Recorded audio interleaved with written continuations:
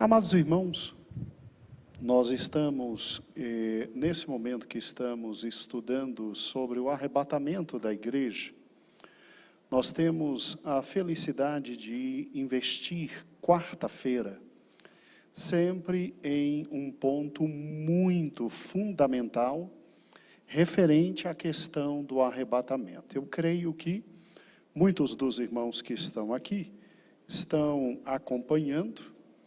Louvamos o nome do Senhor pela vida dos irmãos que hoje à noite nos dão a felicidade de estarmos juntos na casa do Senhor, né? E os que estão em casa também estão acompanhando. E na Santa Ceia nós começamos a trabalhar com a lição número 3 da sua revista. Então, o que nós fizemos? Pegamos a lição 3, iniciamos e começamos a pensar de forma muito direta e objetiva sobre o momento da ira de Deus. E porque a igreja não vai passar por esse momento. O momento é, obviamente, dedicado escatologicamente com o nome de grande tribulação. E vimos que o próprio texto de 1 Tessalonicenses, no capítulo 1 e no capítulo 5, já avisam a igreja que nós não passaríamos pelo dia da ira do Senhor. E aí a gente para e pensa, né? Ótimo, graças a Deus nós não vamos passar. Mas para que então grande tribulação? Para que tribulação? E uma pergunta mais séria ainda. Tem realmente tempo isso? O tempo é aquilo que a gente vem realmente falando, 7 anos. Eu creio que se nós pegarmos hoje no domingo, e na semana que vem, que será a 3ª semana escatológica, para pensarmos um pouquinho sobre a grande tribulação, nós aí sim entenderemos porque é denominado ou denominada de período da grande ira de Deus. E para quem, na verdade, está destinada?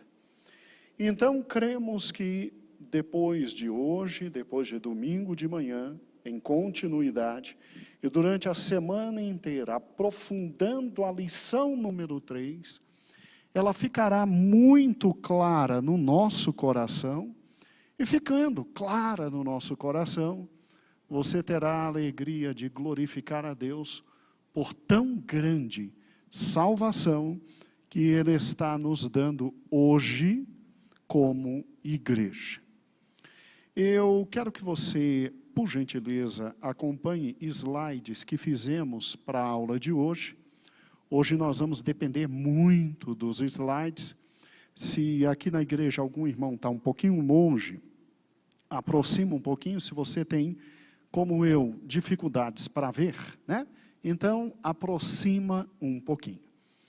Muito bem, esta linha do tempo todos nós conhecemos. São os tempos determinados por Deus, porque Deus é Senhor do tempo. E aí, óbvio, seguindo a sequência de revelação, nós temos o Velho Testamento, porque Hebreus capítulo 1, versículo 1 diz: outrora, havendo Deus outrora falado aos pais pelos profetas. Então, no Velho Testamento, o Senhor fala aos pais, aos patriarcas, pelos profetas. Aí, nesses dias, o que Ele faz? Ele envia Jesus e nos fala por intermédio do seu Filho. Então, o Velho Testamento teve momento de começar, avançar e terminar. E ele se encerra com o último dos profetas. E segundo Jesus, João Batista foi o último dos profetas.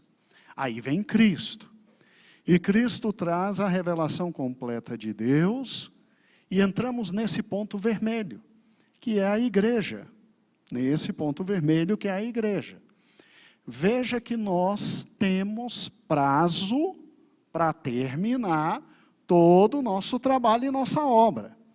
E quero avisar para os irmãos, nós estamos no finalzinho ali do retângulo vermelho, tá? Ele está voltando. E aí, óbvio, começa esse período que vai ser objeto de pensamento nosso durante todos estes encontros, que é a tribulação. Então, nesta terceira semana, nós vamos nos dedicar a esse momento chamado tribulação, e que ali está 7 anos, 3 anos e meio a primeira parte, 3 anos e meio a segunda parte, e quando ela terminar, aí Jesus retorna para o milênio. Mas veja que antes nos ares ele nos leva. O próximo slide vai nos ajudar na medida em que destacamos aquele ponto central da tribulação, e tendo destacado esse ponto central da tribulação, nós temos então esses 7 anos de tormenta e de dor. E esses 7 anos são antecedidos pelo quê?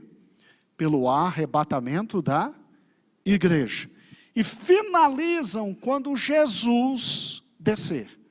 E ele desce para quê? Para a guerra do Armagedon.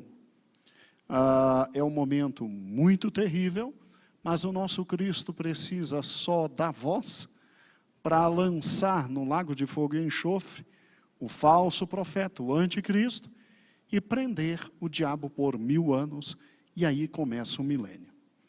Agora, ampliando mais ainda a questão da grande tribulação, acompanhe o terceiro slide.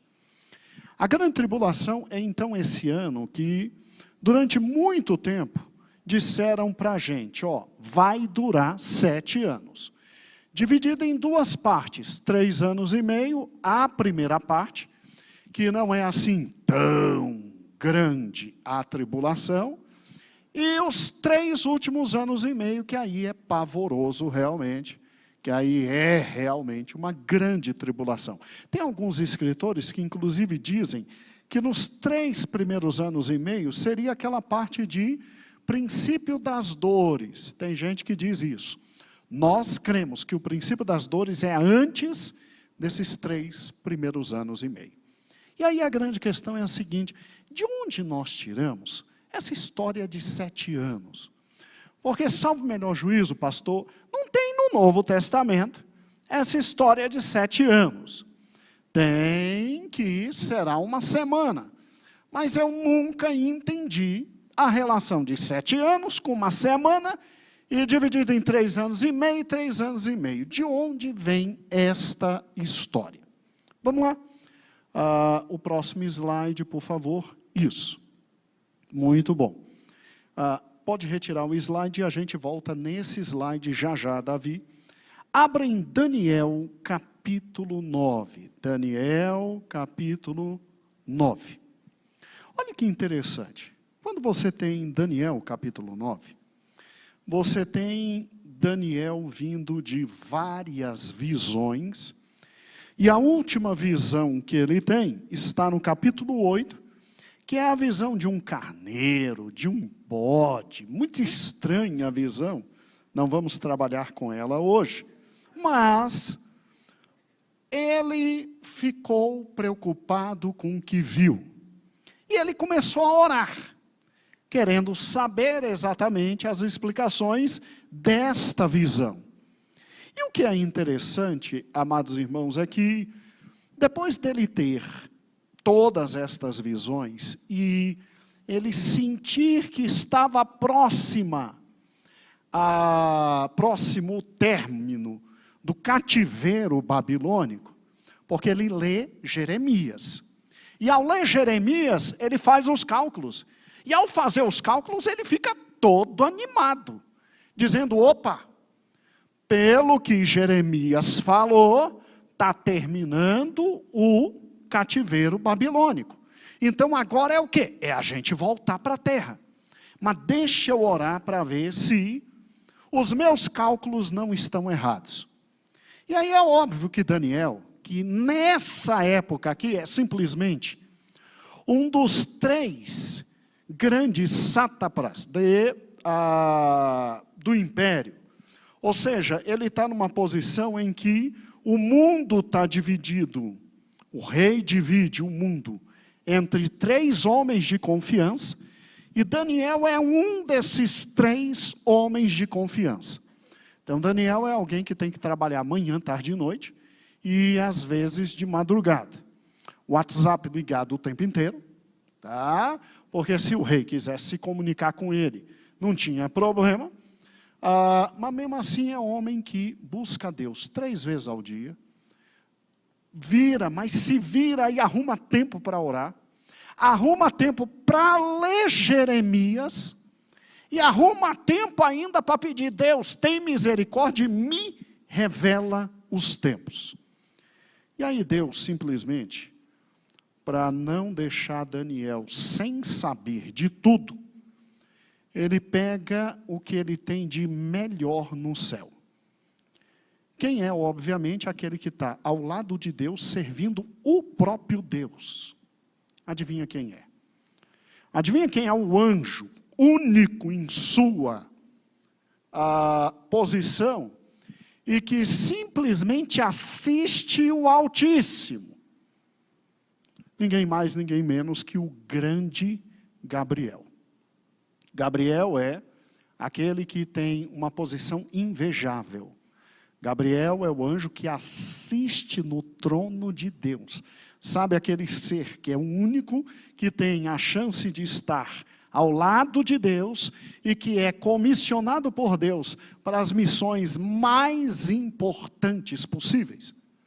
Então, não é qualquer um que vem dizer a Daniel sobre o que vai acontecer no final dos tempos. É o próprio anjo que assiste à destra de Deus. E aí, Gabriel vem e traz a Daniel toda a interpretação e, obviamente, a oração dele é absolutamente respondida. Então, abra comigo em Daniel capítulo 9.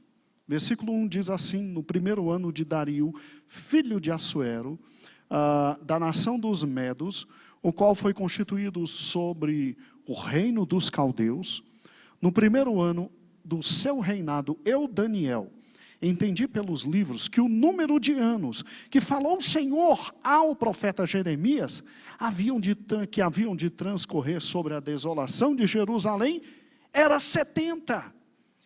E aí ele vendo que estava perto dos 70, ele começa a orar e dirigir meu rosto ao Senhor Deus, todo feliz, dizendo: Jerusalém vai ser reedificada, Jerusalém vai ter vida, Jerusalém vai ter tudo, e quem sabe eu ainda volto, quem sabe eu ainda participo, porque está perto. E aí ele dirige o rosto ao Senhor para o buscar com oração, rogo, jejum, pano de saco e cinza. Irmãos, esse homem tem um império inteiro nas mãos dele, e esse homem vive para orar por um povo absolutamente indigno. Esse homem faz da vida dele uma vida de oração, de jejum, de consagração por Jerusalém. Por Jerusalém. Pedindo por sua terra, que estava completamente destruída. É incrível. E aí, dirigi meu rosto ao Senhor para buscar. E olha que ele se humilha, bota pano de saco, bota tudo. Versículo 4, eu não sei que tempo ele arrumou, mas arrumou. E orei ao Senhor meu Deus, e confessei e disse: ó Senhor, Deus grande e tremendo, que guardas a aliança e a misericórdia para os que te amam e guardam os teus mandamentos. Aí ele assume: pecamos, cometemos iniquidade, procedemos impiamente, fomos rebeldes, nos apartamos dos teus mandamentos e dos teus juízos. Ele não se bota diante de Deus como bonzão. Não, eu estou no pacote. eu estou no pacote, né? De maldades desse povo, e não demos ouvidos aos teus servos, os profetas, que em teu nome falaram, aos nossos reis, nossos príncipes, nossos pais, como também todo o povo da terra. A ti, Senhor, pertence a justiça. Então ele está dizendo que tudo que aconteceu com Jerusalém foi justiça, e a nós, a confusão de rosto, que se vê nesse dia, aos homens de Judá, aos moradores de Jerusalém, todo Israel, aos que estão perto e longe, em todas as terras, por onde tu tens lançado, por causa das transgressões que cometeram contra ti. E aí ele vem pedindo perdão, e pedindo perdão, e pedindo perdão, e pedindo perdão, e pedindo perdão. E falando da iniquidade.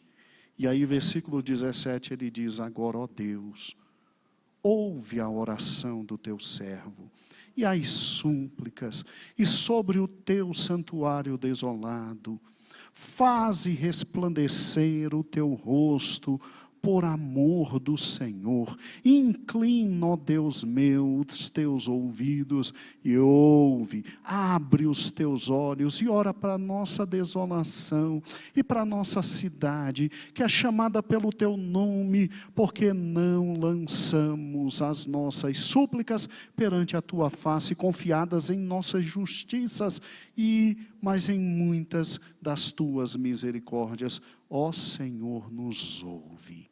Agora, ó que lindo, versículo 20.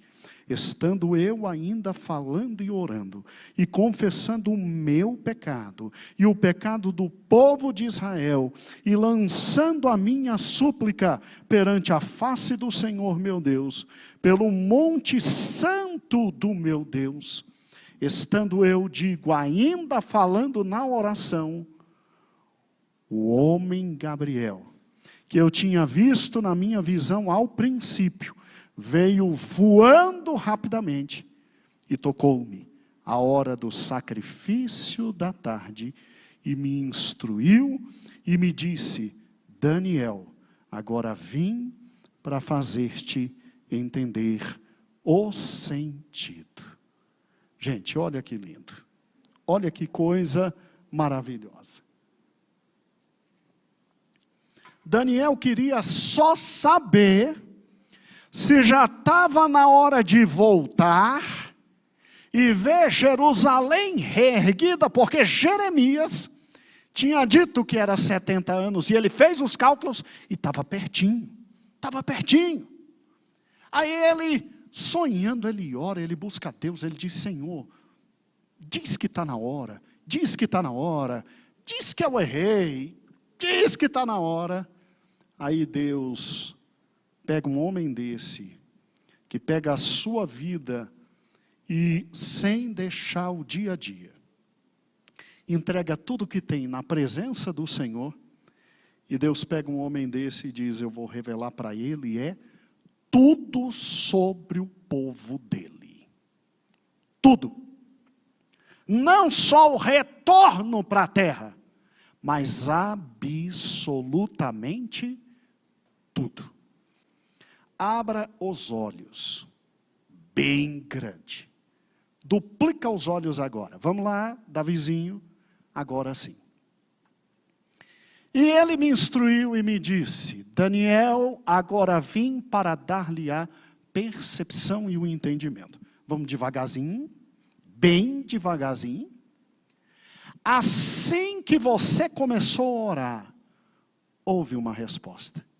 Que eu lhe trouxe porque você é o quê? Deus ama o seu povo. Deus ama o seu povo. Sabe qual é o segredo da prosperidade na vida? É você nunca pedir pelo teu CPF. Sabia? É você sempre pedir pelo CNPJ. Grava isso no coração.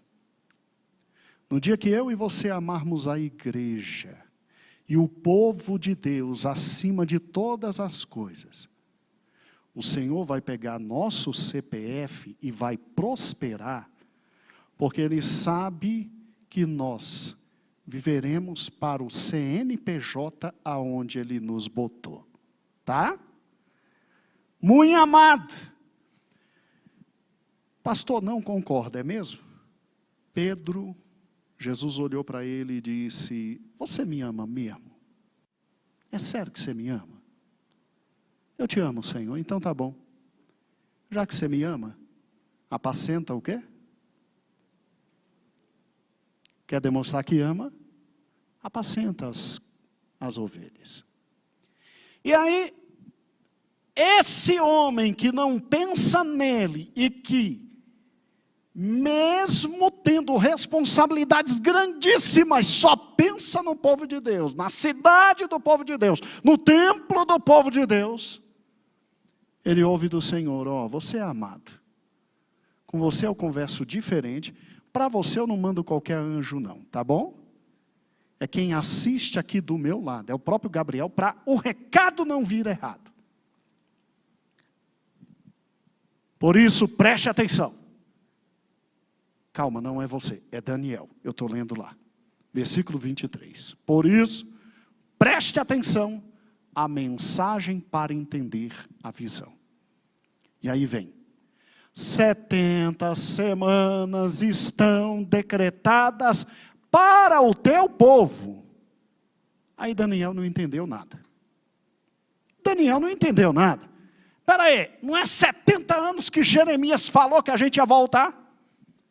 Escuta, Daniel, fica quieto. 70 semanas estão decretadas para o teu povo. E a sua santa cidade, qual é o povo de Daniel? É o Brasil? Não. Os argentinos? Não, Deus tem misericórdia de Daniel. Tá? Os franceses? Tadinho de Daniel. O povo de Daniel é quem? Judeu. Judeu. Uai, pastor, isso não é para a gente não. Você é judeu? Pastor, meu trisavô era judeu, tanto é que eu sou judeu brasileiro. Opa, então é para você. Agora, se você não é judeu, isso é para o povo de Daniel. 70 semanas estão decretadas para o teu povo. E sua santa cidade, qual é a santa cidade? Jerusalém. Agora, olha que fera. Para acabar com a transgressão. Gente, não é muita coisa, não? Quer dizer que em Jerusalém não vai ter mais pecado? Sim, para dar fim ao pecado. Espera aí, e as culpas? Para expiar as culpas. Uai, e para trazer a justiça eterna. Para cumprir a visão e a profecia. E para ungir o Santíssimo. Então olhe para mim. Olhe para mim, Davi. Ok, Davi. Escute. É muita coisa. Em 70 semanas, Deus está dizendo, não vai ter mais pecado na cidade. Não vai ter mais culpa na cidade.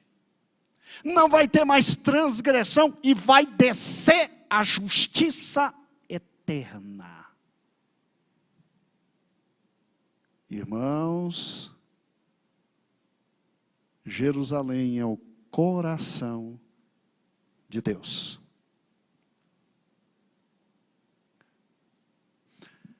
Para que tudo isso aconteça, eu te pergunto, Deus está falando a Daniel o quê?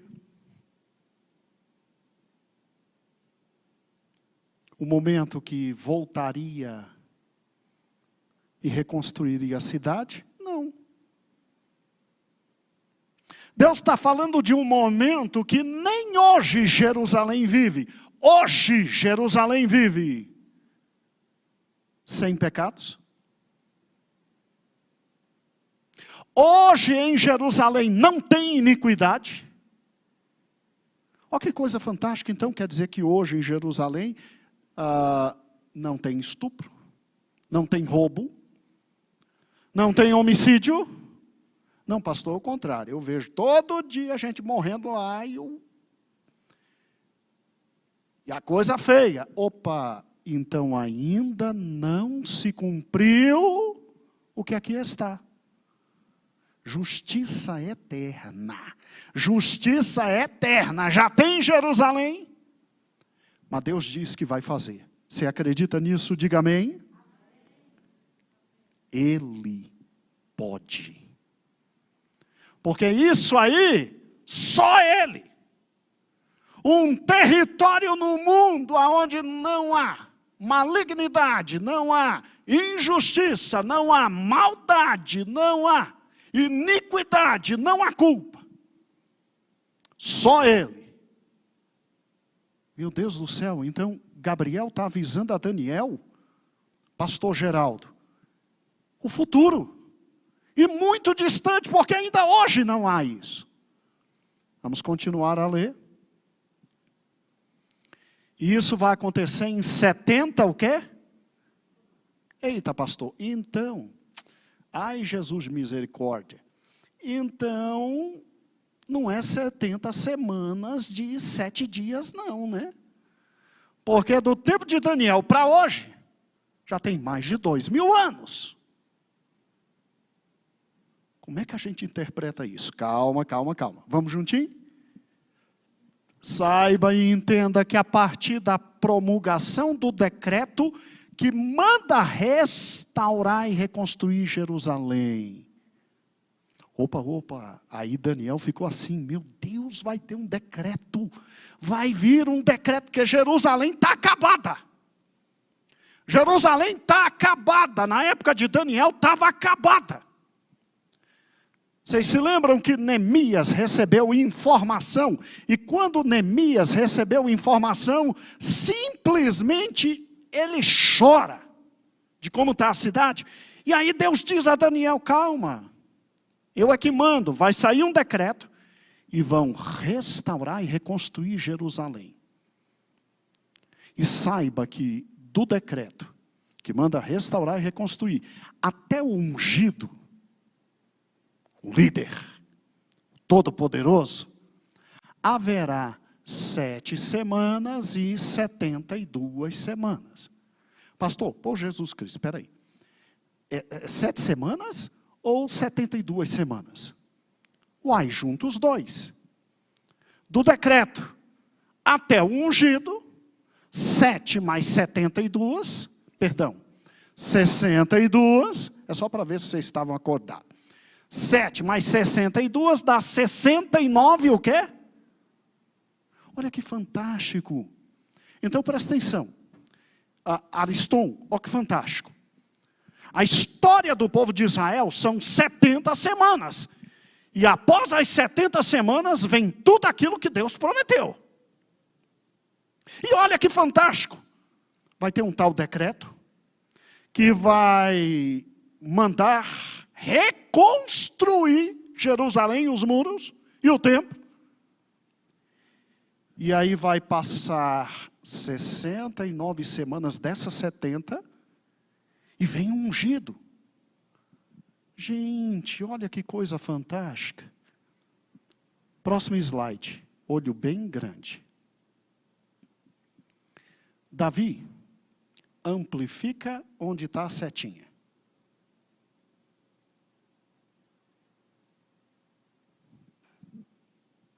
Obrigado, filho.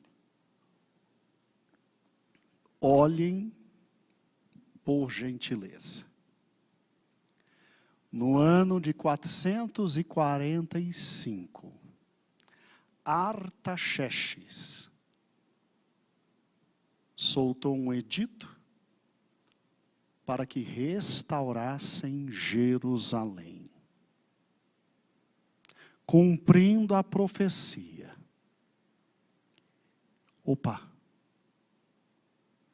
Então, vai ser 7 semanas para reconstruir o templo. Próximo slide, Davi.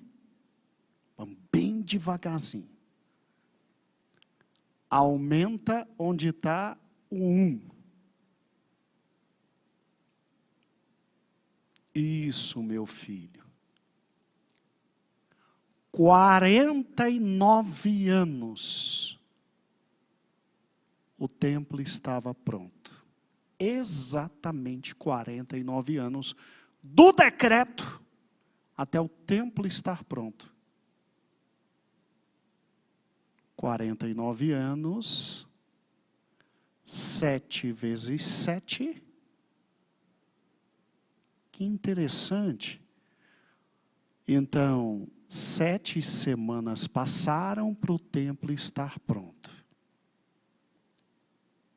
7 semanas das 60 e... Então não é semana de semana, é semana de anos. 7 vezes 7, 49. 49 anos, está lá. Depois em casa você vê, Neemias capítulo 3 a 6, e depois Daniel de 9 a 25. E aí o que acontece? Próximo slide, Davi. Agora diminui, filho, isso. Depois das 62 semanas, o ungido será morto e já não haverá lugar para ele. Ah, entendi, pastor. Então são 7 semanas para reconstruir o templo. Da ordem de Artaxerxes até a reconstrução do templo, 7 semanas, o que dá 49 anos. E da ordem, literalmente, da reconstrução do templo, até, meu Deus, a morte do ungido, aí é que dá 62 semanas. Próximo, Davi. Meu Deus, como o anjo falou direitinho, amplia o 2. Olha que interessante. Isso, filho. Do decreto 7 semanas, 49 anos. Da reconstrução até a morte de Cristo, deu exatamente 62 semanas. O que dá em anos? 434 anos. Olha ali embaixo. 7 mais 62, 7 semanas e mais 62 semanas, das 70 semanas já passou o quê? 69 semanas. Só que as semanas multiplicadas por 7 e vista em anos. Gente, peraí. Então, cadê a última semana? Porque na 70ª semana ocorre tudo que Deus falou. Cadê a última? Diminui Davi agora. Cadê a última? Olha que interessante. Está vendo ali a cruz? Está vendo a cruz? Mataram o Messias, o ungido. E deu 69 semanas. Volte agora para mim, Davi. Vocês entenderam agora, porque quando diziam que Jesus era o Messias, o ungido, os discípulos queriam saber quando é que ia começar a última semana? Sabe por quê? Porque se ele fosse o ungido e o Messias, então, com a morte dele, começaria a última o quê? E a última semana seria a semana em que o ungido viria para arrebentar tudo e todos, para colocar o seu reino em Jerusalém. E aí é por isso que todo mundo sempre perguntava para Jesus: e aí? Posso sentar à sua direita e à sua esquerda no reino? É por isso que a mãe de 2 veio pedir: olha, Jesus, no seu reino, deixa o Joãozinho, o Tiaguinho, senta um à sua direita e outro à esquerda. É por isso que direto eles discutiam, e Jesus perguntava. Jesus sabia o que eles estavam discutindo, mas perguntava, estão discutindo o quê? Aí eles com vergonha, Jesus, eu sei, vocês estão discutindo para saber quem é o maior no meio de vocês, né? É por isso que quando ele entra em Jerusalém, todo mundo diz, é agora que vai acabar com tudo. É por isso que quando ele morre, todo mundo diz assim, erramos, não era ele. Vamos voltar a pescar. Mas depois que ele ressuscita, e depois que ainda fica 40 dias com eles têm a cara de pau, em Atos, de perguntar, Jesus, é agora que vai restabelecer o reino? É agora que começa a última semana e nós vamos quebrar tudo e vamos sentar nos 12 tronos que o Senhor prometeu?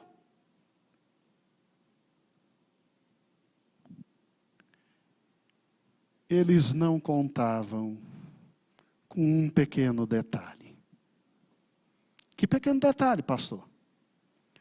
Eles não leram direito Daniel, e eles não tinham entendido o que Jesus veio fazer em primeiro lugar. Jesus veio para os seus, mas os seus o quê? O quê? Por isso, o que ele fez? Ele chamou de povo quem não era povo. Ele chamou de filho quem não era filho. Ele trouxe para perto de si quem não era.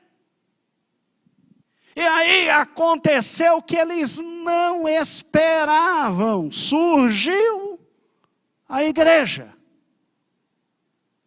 Eu paro e penso. Depois que simplesmente Jesus disse assim para Pedro, depois que Pedro diz, ninguém tem dúvida, tu és o ungido, tu és o Messias, tu és o Messias, o ungido Filho de Deus. Pedro está falando o que para Jesus naquela revelação? Estamos juntos, hein? Está chegando a 70ª o quê? Semana, estamos juntos. Aí Jesus olha para ele e diz assim, Pedro, eu vou te falar uma coisa que eu escondi até hoje. Tu és pedra, mas sobre esta pedra aqui eu vou edificar a minha o quê? E as portas do inferno não prevalecerão. Você sabe o que Jesus estava dizendo ali? Ruth, ele estava dizendo, parou a contagem para vocês. Não vai entrar a 70ª semana coisa nenhuma, porque eu sou o dono do tempo. Eu vim aqui, e eu queria proteger vocês. Chorei sobre Jerusalém, dizendo, tal como uma galinha quer proteger os seus pintainhos, eu quis proteger vocês. Se vocês me reconhecessem, a realidade era outra. Não quiseram me reconhecer, o tempo parou para vocês. E vai acontecer o que Daniel disse que vai acontecer. E eu vou mostrar já já. E eu estou levantando a igreja agora. E a igreja vai ter um período e fica frio. Vocês não estão querendo a última semana? Vem a última semana. Perculpa não. Como diz no interior do país. Perculpa não. Está chegando a tua hora. Aí vem a igreja. Quando ele diz, eu edificarei a igreja, os discípulos tudo ficaram. O que é isso? O que é isso? Paulo conseguia provar que Jesus era o Cristo, fazendo a conta que eu fiz com você agora. Ele dissuadia os judeus dizendo, o Cristo veio. O problema é que metade acreditava, metade não acreditava. Porque se ele veio, então cadê a 70ª? Em que nós vamos reinar? Jeremias, olha que interessante. Eles pularam um ponto interessante de Daniel. Meu filho, o próximo slide. Versículo 26, o que nós lemos. Depois das 62 semanas, o ungido será morto. Então, 7 semanas para reconstruir o templo. E depois das 62 semanas, o ungido é morto. 69 semanas. E não haverá lugar para ele. Eles esqueceram isso, Orlene. Não haverá lugar para ele depois da morte dele. Porque a cegueira em Israel é muito grande. E olha que interessante agora. A cidade e o lugar santo serão destruídos. Ah não, Jesus? Meu Deus, depois de 69 semanas, quando um ungido vem, aí para de contar. E aí a cidade é destruída. E quem vai fazer isso? Gabriel diz, o povo do governante que virá. Quem governava Israel, na época em que o ungido foi morto? Não vem chorar não, porque eu te avisei. Em detalhes, quem governava Israel quando o ungido foi morto? Adivinha quem? No ano 70, acabou com tudo. Cercaram Jerusalém em 65. E em 65, 5 anos, destruíram. Primeiro ficou Vespasiano, depois ele manda o filho dele, e aí o general Tito entra. Gente, não ficou pedra sobre pedra. Volta o texto para mim, filhão. O mesmo texto. O fim virá como inundação. E preocupa não que guerras continuarão até o fim e desolações foram decretadas. Júlia, dói no coração. Ao invés de vir a 70ª semana, vem a destruição. E uma destruição após a outra. Tá, mas e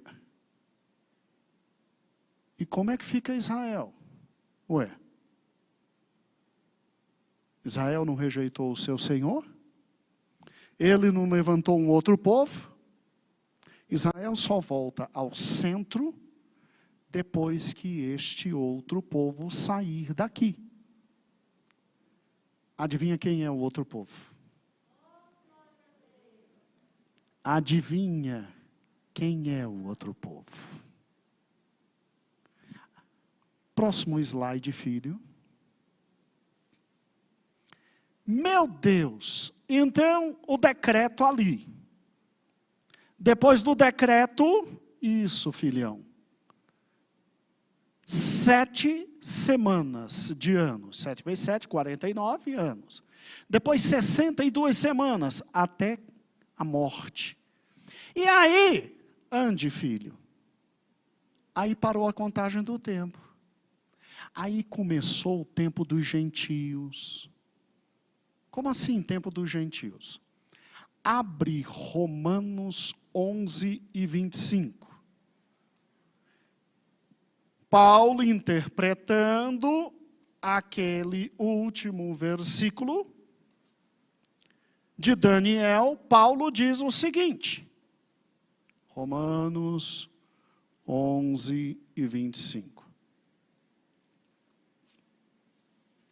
Paulo diz, depois leia Romanos todo em casa.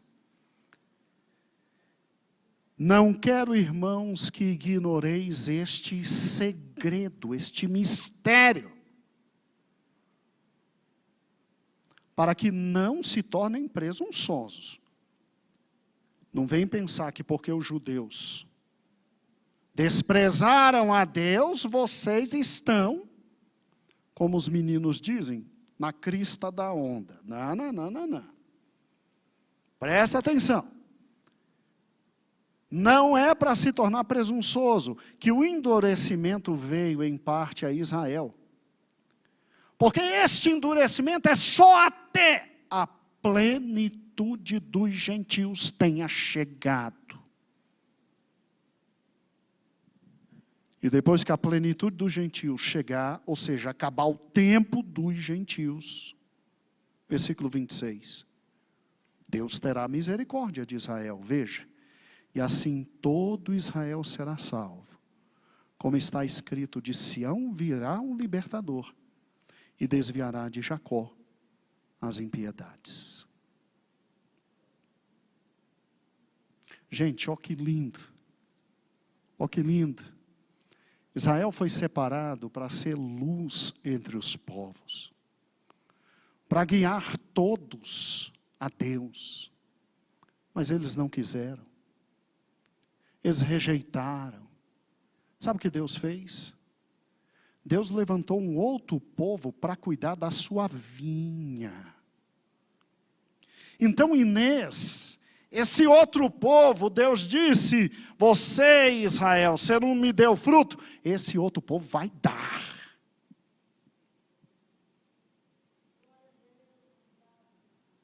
E quando o último fruto for entregue ao Senhor, findará nossos dias aqui, e aí começará a 70ª semana.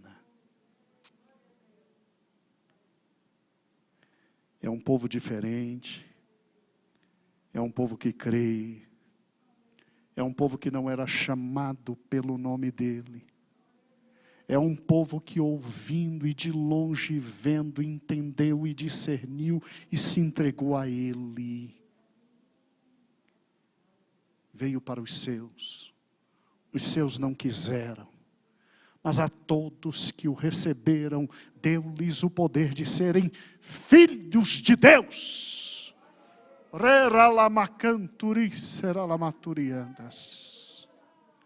Que não nasceram da carne, não nasceram da vontade do homem, do sangue, mas foram gerados, regenerados para uma viva esperança com Ele nos céus. Oh Deus Santo, oh que amor, como Ele pôde nos amar tanto. E escute, nós daremos os frutos, nós entregaremos a Ele o que Ele quer. E quer saber? Quando Israel estiver em apuros, que ele voltar,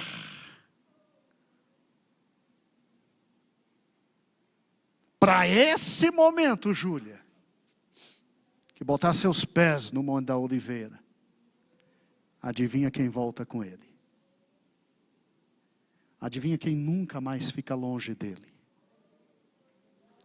Adivinha a quem ele está fazendo e para quem ele está fazendo mansões e aguarda amorosamente.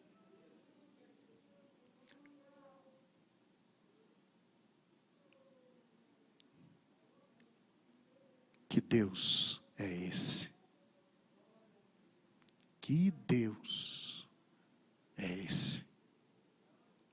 Agora escute, vamos voltar. Temos que terminar Daniel, para que você entenda. Ó como ficou fácil agora. 7 semanas para o impossível, para o decreto e para que o templo fosse reconstruído. Isso foi dito em Daniel. Neemias registrou esse momento. 62 semanas passam até que o ungido morra. Isso foi dito em Daniel. E Lucas registra o momento da morte do meu Salvador. E aí o tempo para Israel. Vem o tempo dos gentios, que é o período da igreja, a era da igreja.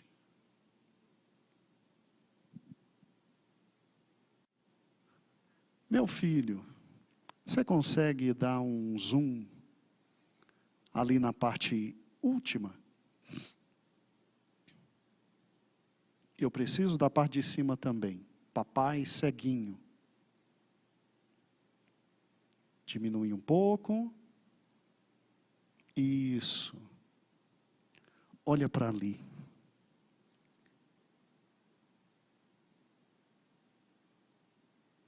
Quando acabar a era da igreja, adivinha quem vem nos buscar nas nuvens? E adivinha o que começa a correr e que parou? Porque 62 mais 7, Moisés, 69. Se são 70 semanas, está faltando o quê? Está faltando o quê? Adivinha o que volta a correr? Porque nós cremos que é uma semana de 7 anos. Porque foi 7 anos em tudo. Foi ano em tudo. Aí quando terminar 7 anos, nós voltamos para o Senhor redimir Israel. Redimir Israel. A Bíblia diz que quando eles escutam pregações como essa, o coração deles se enche de ódio e inveja. Mas o próprio Cristo diz, por intermédio de Paulo, que Deus quis colocá-los à inveja. Eles não quiseram, a gente quer. Eles não fizeram, a gente faz. Mas Deus ama Israel. E no final da 70ª semana, ele volta. Só que tem um detalhe. Próximo slide, filho.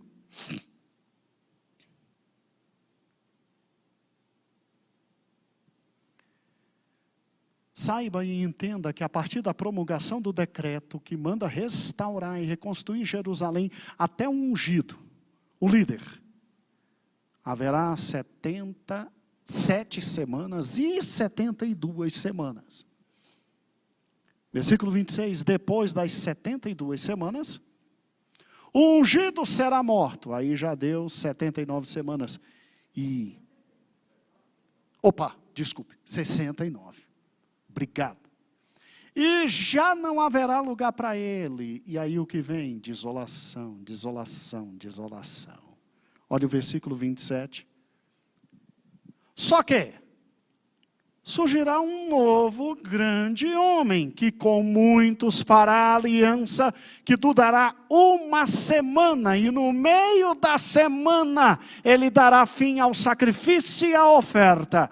E numa ala do templo ele colocará o sacrilégio terrível, até que chegue sobre ele o fim que está decretado. Então presta atenção.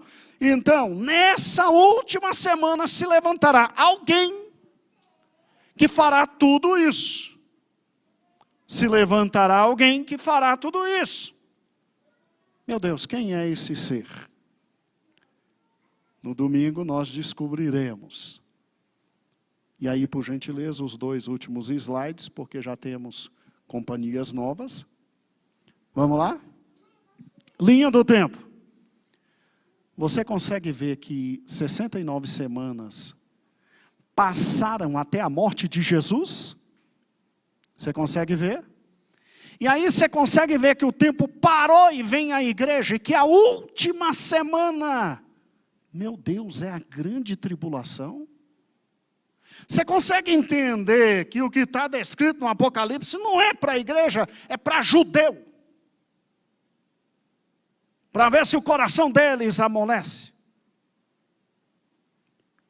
O outro slide, filho. Não são 7 semanas de anos. 70 semanas dá então 490 anos. Por isso que, se até Cristo foi 483 anos, e o tempo parou, a grande tribulação só pode ser o quê? 7 anos. E aí dá exatos 490 anos. Agora presta atenção. Olhe para mim. Eu que não tenho nada a ver com essa galerinha que rejeitou Cristo, que crucificou Cristo, que arrebentou Cristo. Aí eu tenho que estar na grande tribulação com eles? Aí eu tenho que ser arrebentado com eles? Sim, eu sou herdeiro de Abraão. Mas a Bíblia é clara, a Bíblia diz que a grande tribulação é para os descendentes de Jacó. E Jacó é neto de Abraão. Eu não sou descendente de Jacó.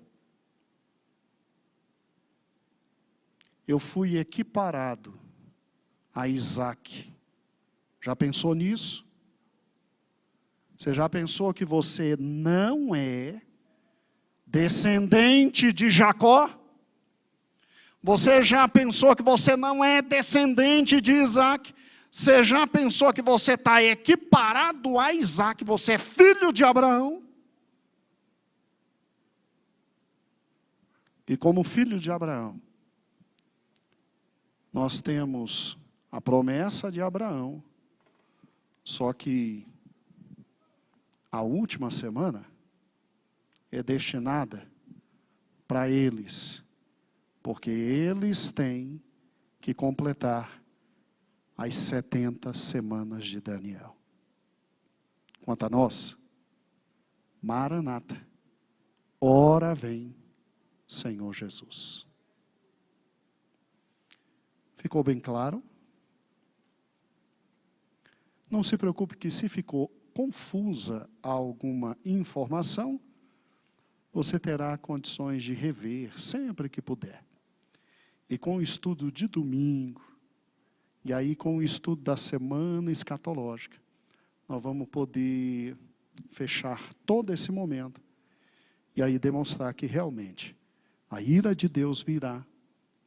A ira de Deus virá. E ela não é para a igreja. Porque nós cremos que Jesus já sorveu toda a nossa ira. E a gente tem no coração que o próprio Jesus disse, não foi só Paulo, como guardastes a palavra da minha paciência, eu te guardarei do dia, não é no dia, é do dia da ira que há de vir sobre toda a terra. Então, Maranata, ora vem, Senhor Jesus. Senhor, muito obrigado por esse momento tão bom e gostoso. Que a Tua palavra fique no nosso coração. Hoje nós entendemos por que a grande tribulação é esta uma semana, estes 7 anos. E podemos compreender, porque fica tranquilo, fica fácil. E agora entendemos que não há motivo para termos medo com a grande tribulação, porque ela não se destina a nós. É um tempo destinado a também os teus filhos judeus. Portanto, Senhor, nós te louvamos e te adoramos. E bendizemos o teu nome. Amém. Um dia me perguntaram, pastor, e os judeus convertidos que aceitaram Jesus? Estes saem da ira de Deus. Estes não precisarão passar pela grande tribulação. Porque a grande tribulação para o judeu é só para o judeu, no final da grande tribulação, dizer: nós te reconhecemos como Cristo, nos perdoe, bendita és tu, que vem em nome do Senhor. E isso vai acontecer.